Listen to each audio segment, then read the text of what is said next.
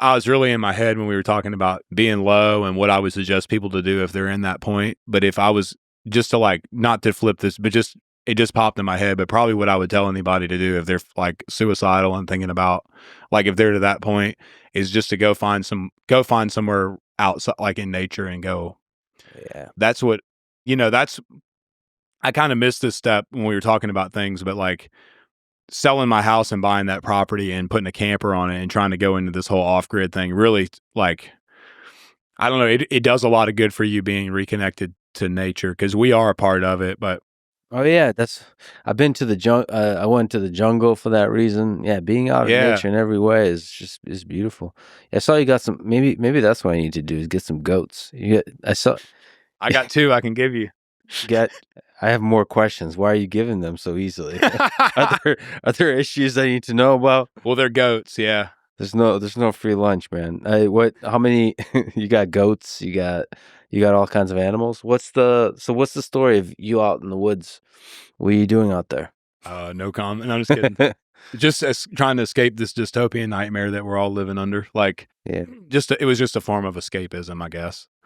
But you got to think, in such a short period of time, my grandfather grew up like, they were in a survivalist state, like trying to make enough money to pay the tax on their land, growing tobacco. And then here I am, like, in this digital world 2 generations later. And I'm just like, something's not, I just felt called to try to figure all that out and how to get back into that.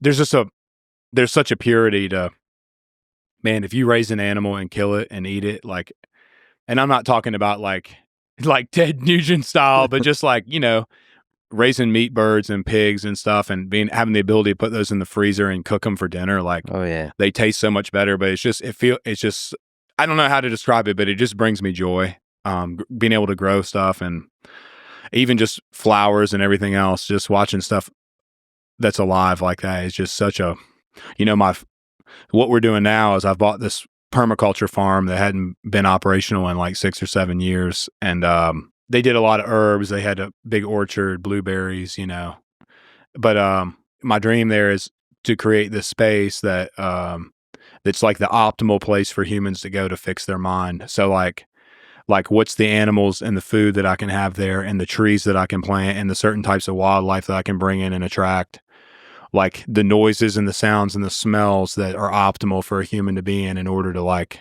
fix whatever it is, I had the opportunity to meet Robert Kennedy Jr. early on with all this. And, he actually came out to my property and all, and we talked, and I think the idea is that we're going to launch this kind of like healing center thing out there. Once they get through all the mess that, like, they got their hands full a little bit right now with things, but whether I go that route or not, it's like, that's my goal, is to basically create a place that people can go and like, and fix their mind and find the optimal thing. We've got laying birds and meat birds. So we get our eggs and meat, and then, we've done pigs and sheep and goats. And then I'm going to start with I'm going to get cattle in the spring. So we'll start doing like Wagyu and Angus and playing around with, and I want to get some funny stuff too. Like, large animals have a lot of, there's all these like large animal therapies out there for mental health, like with vets and stuff. It's just something really relaxing and rewarding about being in that space. What do you find out there in nature that you can't find anywhere else? You can't find in the quote civilized world. Well, everything in civilization seems so, like, everything we've talked about, it seems so like there's such a level of despair and unorganization and chaos, and just like, and all these like terrible parts of life that seem like so unstructured and just so uncertain. But in nature, everything is certain. Everything has a system. Like, even on the microbial level of soil, there's this like intricate system, and soil fixes it. Like, the bacteria fixes the soil, and you can grow certain types of plants to restore certain types of nutrients, and then that can grow certain types of trees, and then that can bring in certain types of birds, and it's like this whole big. Nature is just this whole big beautiful system, like Earth is just such an intricate, complex system that is structured. And although there is chaos, there's literal tornadoes, like the metaphor we were using earlier. Like, there are literal tornadoes in nature and other things, but there's there's a piece about observing the structure there. And to me, it just helps.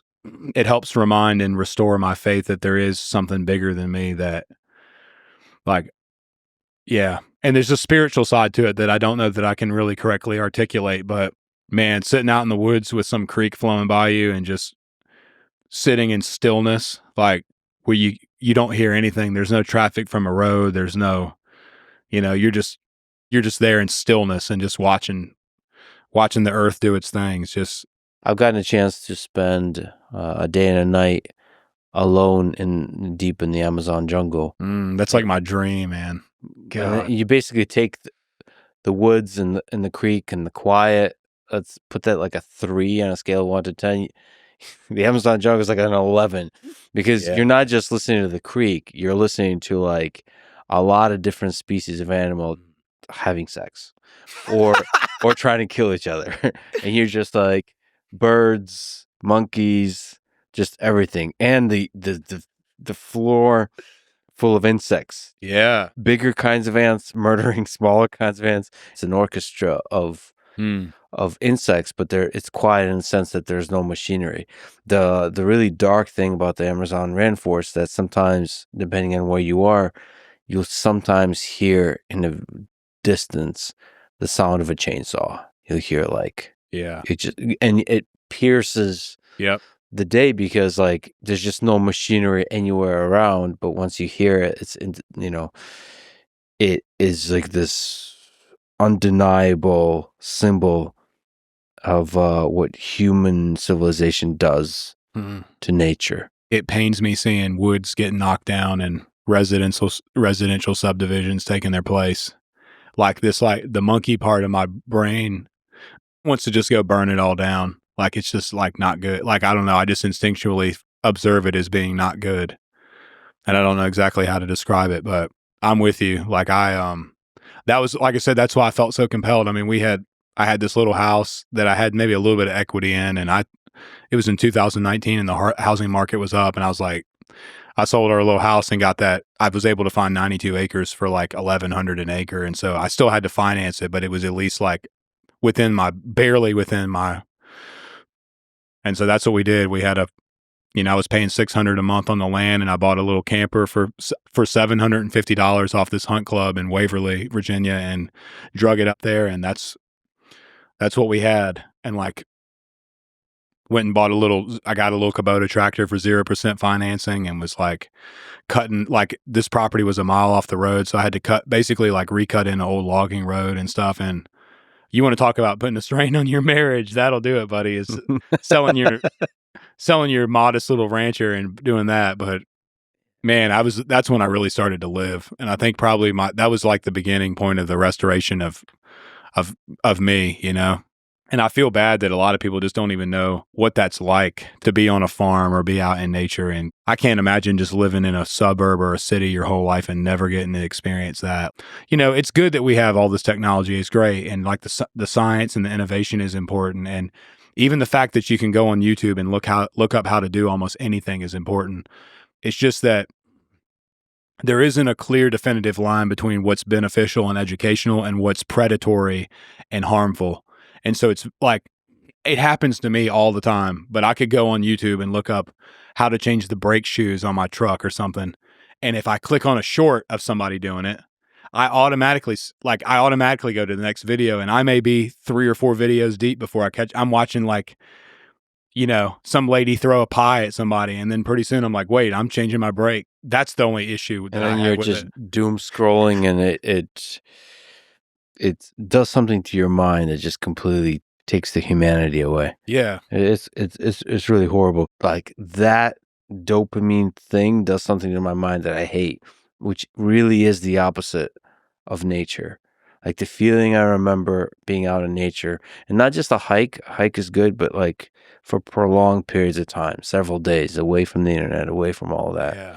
What is that? I don't know what that is, but I don't like what X, Twitter are doing. I don't like what Instagram is doing. Whatever that is, I don't think that's good for the soul. It's emulating things that we need to be healthy humans, but it's just like feeding it visually and audibly to us, but it's not giving us the it's giving us the instant gratification of it, but it's not giving us the long-term pleasure or fulfillment of it.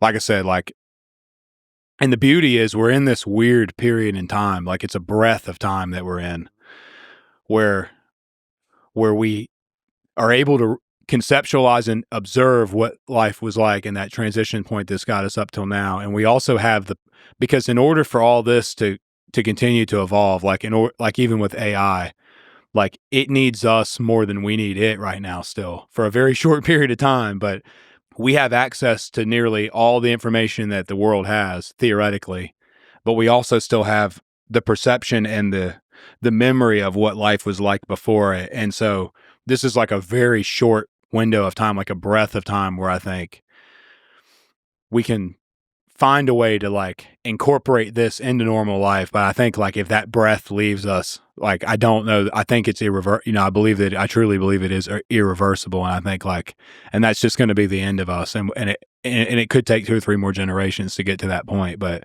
like, I think like, why don't we find people that are way smarter than me and look at all the things that trend on social media, like the videos that everybody watches. Like, I don't know what it is, if it's wood splitting and plumbing and blacksmithing and doing something with, like, let's find all the things that people are attracted to online that they obviously are like interested in, and just figure out a way to have them in real life for people to immerse themselves in. Yeah, I mean, it's a transitionary state. And one of the responsibilities I take very seriously, because I agree with you, is I try to pierce the bubble that is San Francisco, that is the Silicon Valley, that is the people that build these technologies. They often live a bit in a bubble. Yeah. That said, the people that criticize tech folks also live in a bubble. Yeah. And to sort of, first of all, piercing bubbles in general is good for people to get along, to understand each other. Because people that say all technology is evil, unfortunately, technology, even if that's true, which I don't think it is, it's coming. It's going to be built. And so you have to figure out how to do it in a way that preserves our humanity, that doesn't drag us into this black hole of like just maximizing engagement, maximizing this dopamine thing where instead of reading Dostoevsky, which I should be doing, I'm looking at some girl shaking her ass on Instagram and then feeling horrible about myself 5 minutes later. Yeah. That at scale is what seems to be happening. And so like reminding ourselves that this is not the way to steer human civilization to progress, to flourishing. The problem is I think we're wasting a lot of our bandwidth, like a lot of we only have so many minutes in a day to even use our brains, and our brains can only do but so much in a day anyway. And when we're wasting any of it on just that, it's like I see it in my unprofessional opinion as the world is becoming just a little more, in the last decade or two, as the world becomes a little more dreary and dark, and more problems happen, and city streets become more littered, and jobs are like all these kind of problems that we all argue about all the time, as they become more prevalent. It's like the internet and just the visuals of the internet become so much more immersive, and video games are so much more, everything's so much better here. Everything's improving at lightning speed in technology, and it's degrading in society and in the real world. And somehow there's got to be a way to find a balance there. But right now it seems like as technology becomes more immersive and addictive and interactive, like the way these algorithms like feed us exactly what we want, and there's so much psychology and just so much research that goes into making them as addictive as possible. It's like the real world kind of sucks. Like, cities that were beautiful and thriving are now falling apart, like, and have all kinds of problems that are being unaddressed, and lack of leader. It's like there's got to be some kind of way, but so it's easy for us to feel more and more inclined to escape into the digital realm, because the digital realm is becoming more fun while real life is becoming less fun. And there's got to be some kind of way to balance between the two. I'm with you. I'm not against technology at all. I think evil most certainly existed long before there were computers, like, and in even more treacherous ways. Like now we have the ability to do, like I said, we're in a very temporary state right now in 2025, where we have access, where the general public has access to basically all the information there is, and artificial intelligence, and just immense, and the ability that like a guy can just set a bunch of cameras up and start doing podcasts and have just even just the fact that that your platform could be created is like immensely powerful. It probably never existed in world history up until now.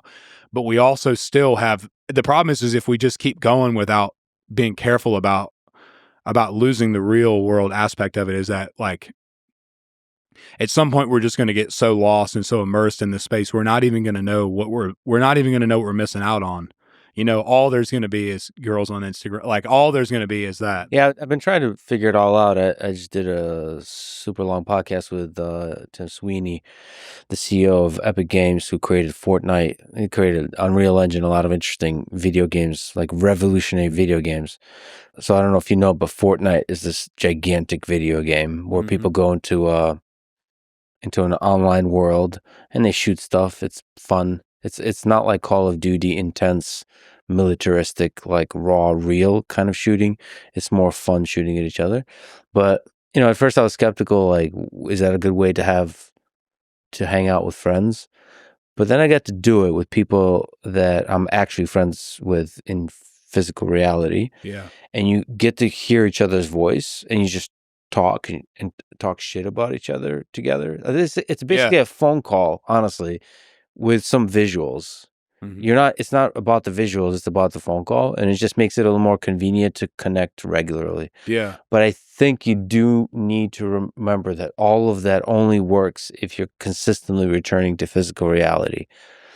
In this case, like taking the quote unquote guy trip, not the Brokeback Mountain style, but just friends, just friends, a trip out in nature together, like dudes on a hunting trip or just fishing or just hanging out in physical reality together. It's really we should not forget the importance of that. You talked earlier about loneliness. I think that got brought up at some point, but I do think that's that's a problem that's caused a lot of our symptoms, is that we are all like very lonely. Even though we all seem to be so well connected digitally, we are all so lonely. You got to think, Modern Warfare 2 was a big thing. I was supposed to be in class of 2010. So you can think like when I was in whatever grade, 8th grade or whatever, Call of Duty was like the thing. I've certainly, like, trust me, I'm not saying that I'm right in this space of digital immersion with anybody else. Like I've been there and seen it and done, but I've wasted who knows how many hundreds of hours on Modern Warfare 2. And like, I really built some great friendships from it. There's a place for all that stuff. It's just like, we have this innate responsibility to again, it just goes back to talking about our founding fathers and the way this country was created and the importance and the importance of what it did for the world.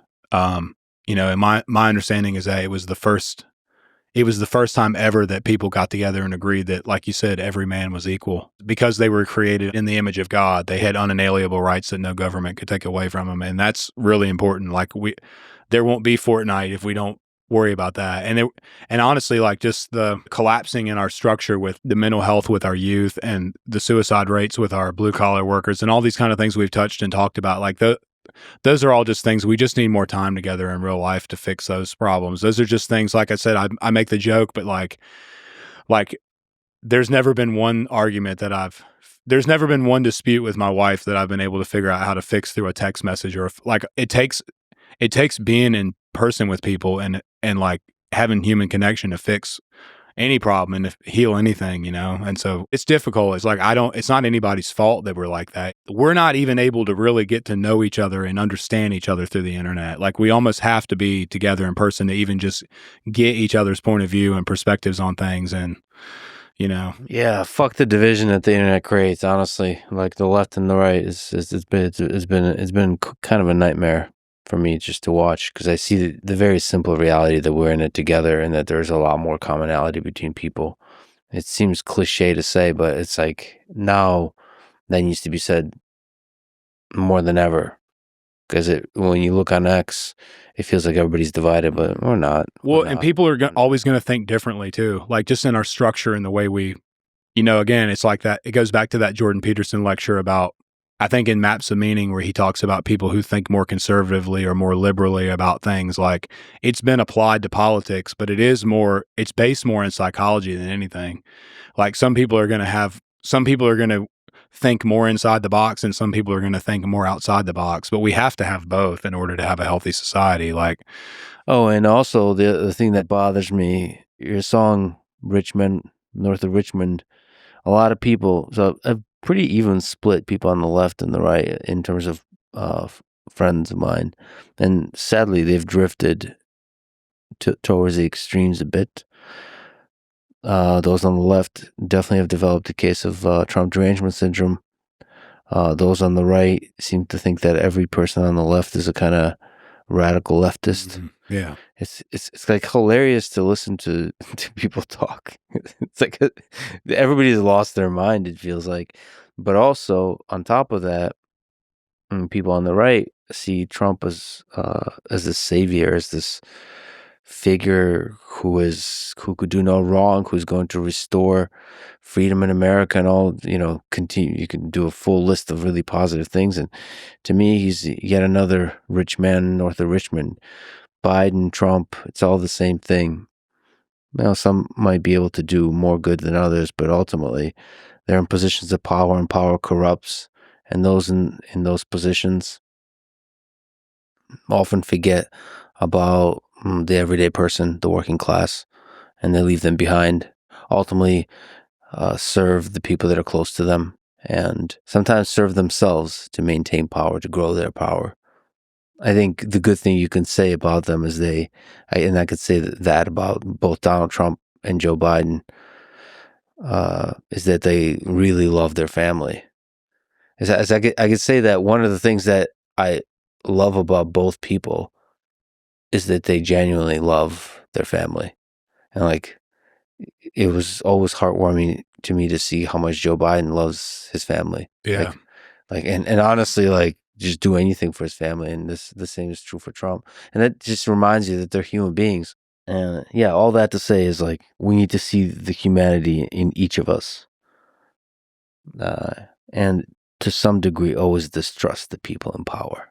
The power that people have only exists because we allow it, whether willingly or just through our own negligence. But I think that's the important thing is like I said, there's always more of us than there will be of them. There's always more nobodies than there ever will be people at the top. And we just have to figure out what to do with that and how to.